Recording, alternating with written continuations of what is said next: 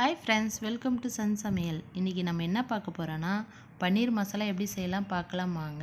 ரொம்ப ஈஸி தான், நம்ம வீட்டிலே செஞ்சு பார்க்கலாம். இப்போது 200 கிராம் பன்னீர் எடுத்துருக்கேன். நல்லா பீஸ் பீஸாக கட் பண்ணி வச்சுக்கோங்க. இப்போ இதை மசாலா போட்டுக்கலாம். 1/2 ஸ்பூன் மிளகு, 1/2 ஸ்பூன் கரம் மசாலா போட்டுக்குங்க.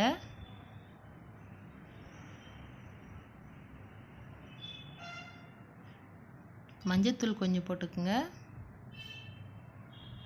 மிளகாய்த்தூள் ஒரு ஸ்பூன் போட்டுக்குங்க. இஞ்சி பூண்டு பேஸ்ட்டு 1/2 ஸ்பூன் போட்டுக்குங்க. தேவையான சால்ட்டு போட்டுக்கலாம். இது எல்லாத்தையும் நல்லா மிக்ஸ் பண்ணிக்கலாம். அவ்வளோதான். இப்போது ஸ்டவ்வில் ஒரு பாத்திரம் வச்சுக்கலாம். அதில் எண்ணெய் விட்டுக்குங்க. சூடாகட்டும். இப்போது ஒரு பீஸாக இதில் வச்சுக்கலாம். மீடியம் தீயிலே ஃப்ரை பண்ணுங்கள்.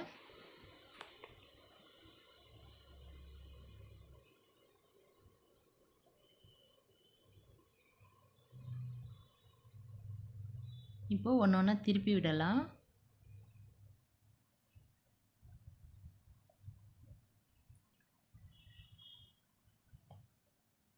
இப்போ ஃப்ரை ஆயிடுச்சு. இப்போ நம்ம இதை ஒரு ஓரமாக எடுத்து வச்சிடலாம். இப்போ ஸ்டவ்வில் இன்னொரு பாத்திரம் வச்சுக்கலாம். அதில் ஒரு ஸ்பூன் நெய் விட்டுக்குங்க. அது கூட எண்ணெய் ஒரு 2 டீஸ்பூன் விட்டுக்குங்க. நெய் இல்லைனாலும் பரவாயில்ல, எண்ணெய் மட்டும் போதும். இப்போ நல்லா காயட்டும். அதில் ஜீரகம் 1/2 ஸ்பூன் போட்டுக்குங்க. நல்லா பொரியட்டும். அது கூட ஏலக்காய் 2, கிராம்பு 4, பட்டை, பிரிஞ்சி இலை இது எல்லாத்தையும் போட்டுக்கலாம். இது நல்லா பொரியட்டும். 4 வெங்காயம், பெரிய சைஸ் வெங்காயம் நல்லா கட் பண்ணி சிறுவு கட் பண்ணி போட்டுக்குங்க. இப்போ நல்லா இதை மிக்ஸ் பண்ணிக்கலாம். அது கூட ஒரு ஸ்பூன் இஞ்சி பூண்டு பேஸ்ட்டு போட்டுக்குங்க. இது நல்லா மிக்ஸ் பண்ணி நல்லா வதங்கட்டும். ஒரு 2 நிமிஷம் நல்லா வதக்கி விடுங்க.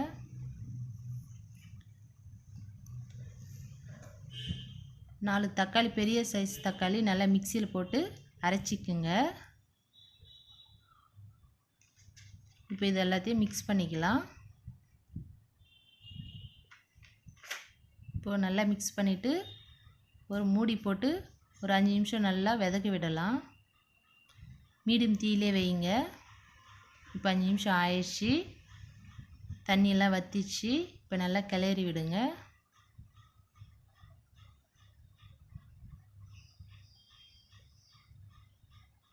அது கூட ஒரு ஸ்பூன் தயிர் விட்டுக்குங்க.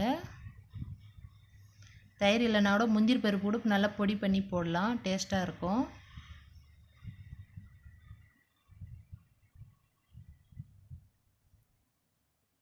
இப்போ அது கூட மசாலா சேர்த்துக்கலாம். ஒரு ஸ்பூன் மிளகாய் தூள் போட்டுக்குங்க. நான் தனி மிளகாய் தூள் தான் போட்டிருக்கேன். கரம் மசாலா ஒரு 1/2 ஸ்பூன் போட்டுக்குங்க. மல்லித்தூள் ஒரு ஸ்பூன் போட்டுக்குங்க, அதாவது தனியாத்தூள் இது. பெப்பர் ஒரு 1/2 ஸ்பூன் போட்டுக்குங்க. இப்போ இது எல்லாத்தையும் நல்லா மிக்ஸ் பண்ணிக்கலாம்.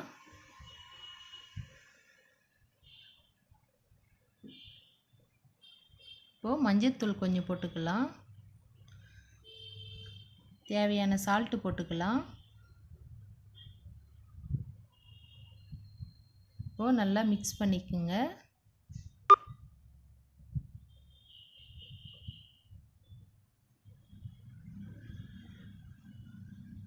இப்போது தண்ணி ஒரு டம்ளர் ஊற்றிக்கலாம். கொஞ்சமாகவே விட்டுக்குங்க, கிரேவியாக இருந்தால் தான் நல்லாயிருக்கும்.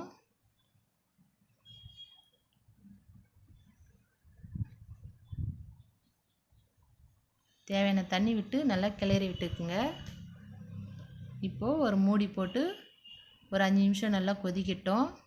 மீடியம் தீயிலே வைங்க. இப்போ 5 நிமிஷம் ஆயிடுச்சு. இப்போ பார்க்கலாம்.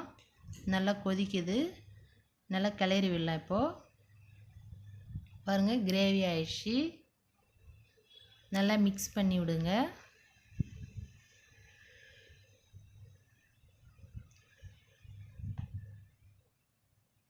இதுதான் போதுமான அளவு. இப்போது ஃப்ரை பண்ணி வச்ச பன்னீரை இதில் போட்டுக்கலாம்.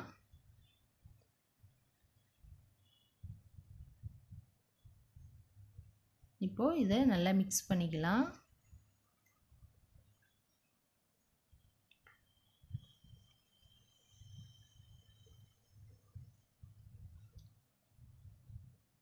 அவ்வளோதான். இப்போது கொத்தமல்லி கொஞ்சம் போட்டுக்கலாம் மேலே.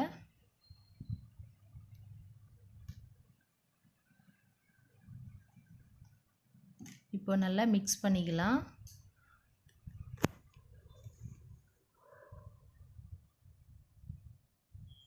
இப்போது அது கூட வெந்தயக்கீரை, அதாவது கசூர் மேந்தின்னு சொல்லுவாங்க, இதை நல்லா கையில் தூள் பண்ணி போட்டுக்குங்க. இது போட்டால் தான் சூப்பராக டேஸ்ட்டாக இருக்கும்.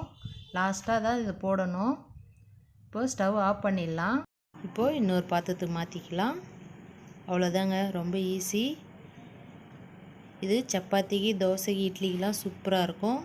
இந்தமாரி நீங்களும் உங்கள் வீட்டில் செய்யுங்க. இந்த வீடியோ பிடிச்சிருந்தா லைக் பண்ணுங்கள், ஷேர் பண்ணுங்கள், சப்ஸ்கிரைப் பண்ணுங்கள். தேங்க்யூ.